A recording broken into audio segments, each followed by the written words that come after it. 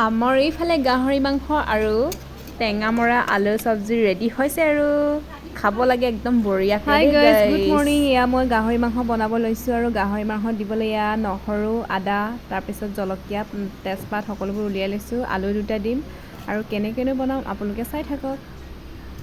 আচলতে মই এয়া দেখিছেনে, নহৰু, জলকীয়া, তাৰপিছত আদা সকলোবোৰ একেলগে পিচি লওঁ, যিহেতু একেলগে পিচিলে ইয়াৰ গোন্ধটো বেছি ভাল লাগে, সেইবাবে মই এনেদৰে কৰিছোঁ। আৰু এইফালে আলু দুটা, অকল দুপিচে লৈ লৈছোঁ দুটা। তাৰপিছত চাই থাকক, আপোনালোকক দেখুৱাই গৈ থাকিম, ভিডিঅ'টো ভালদৰে চাব দেই শেষলৈকে।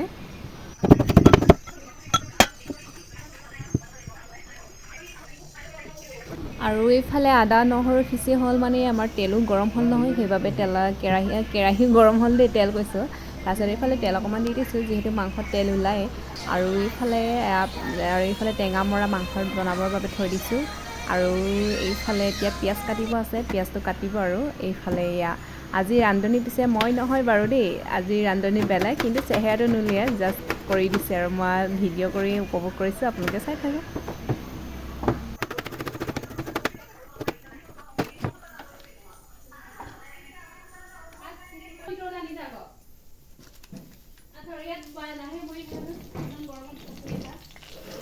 আৰু এইফালে তেলত তেজপাত দি দিলে, তেজপাত অকণমান গৰম কৰি দিছোঁ, যিহেতু আজি মই কেমেৰামেন, সেইবাবে কেমেৰা ধৰি আছোঁ আৰু হেল্পাৰ আৰু।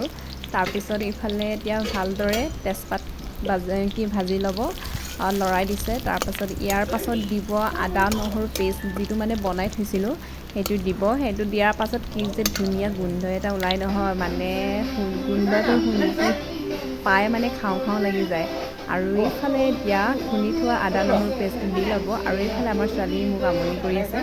আৰু এইফালে ফাইনেলি এতিয়া দিব হ'ব আৰু। এয়া দেখিছেনে, তেজপাতটো ধুনীয়াকৈ ভাজি লৈছে। আৰু ইয়াৰ পাছত ইয়াত দি দিলে আদা নহৰু জলকীয়া, যিটো নেকি পিচি পেলাই বনাই থৈছিলোঁ পেষ্ট এটা, সেইটো। ইমান সৰু সৰুকৈ পিছা নাই, মিক্সিটো পিচিব পাৰি, কিন্তু মিক্সিত দিয়া নাই, আমি খুন্দনাতে পিচিছোঁ, সেইবাবে খুন্দিছোঁ। আৰু এইফালে গাহৰি মাংস এতিয়া ঢালি দিলে, এতিয়া ভালকৈ লৰাব লাগিব, তাৰপিছত ভালকৈ সিজাব লাগিব। তাৰ পাছতহে আলু, তাৰপিছত টেঙামৰাটো একেবাৰে লাষ্টত, তাৰপিছত আৰু খাবলৈ হ'ব আৰু। আপোনালোকে চাই থাকক শেষলৈকে।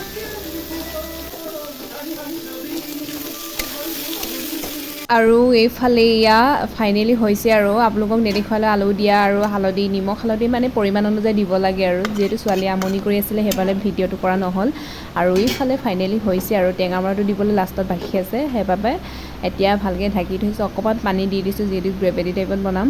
আৰু এইফালে এয়া দেখিছেনে, আপোনালোকৰ কাৰ কাৰ বাৰু খাওঁ খাওঁ লাগিছে।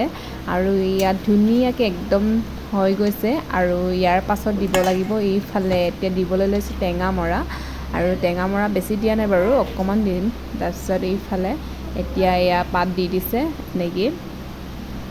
আৰু এইটো দিয়াৰ পাছত ভালকৈ সিজাব লাগিব। সিজাই পেলাই, টেঙামৰা বেছি সিজিব নালাগে, যিহেতু 10 মিনিটমান থ'লেও ভাল হ'ব। আৰু এইফালে দি পেলাই এতিয়া ঢাকি থ'ম ভালকৈ লৰাই মেলি, আৰু আপোনালোকে চাই থাকক।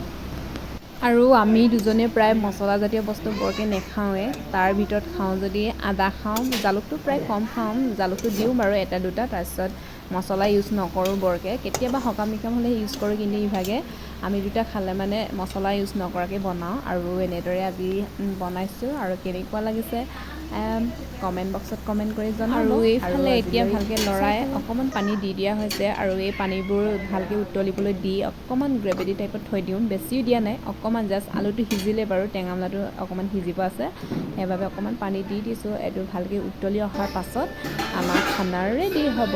আৰু আজিলৈ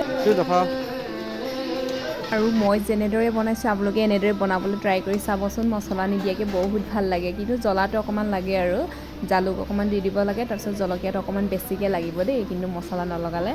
আৰু এনেকৈ বনাই খাবচোন, কিন্তু বহুত টেষ্টি লাগে আৰু বহুত ভাল লাগিব আজি। আৰু এইফালে আমাৰ গাহৰি মাংসৰ চব্জি ৰেডি হৈছে আৰু দেই গাইছ।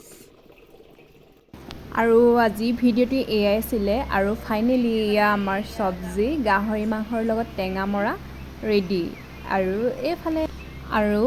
এইফালে আমাৰ পুনচাঙে মই গোলনেমু আচাৰটো যিহেতু ৰ'দত দি থৈছিলোঁ, আৰু সি আনিলেগৈ মূৰত কাপোৰ এখন দি লৈ পেলাই। আৰু আজি বাই বাই।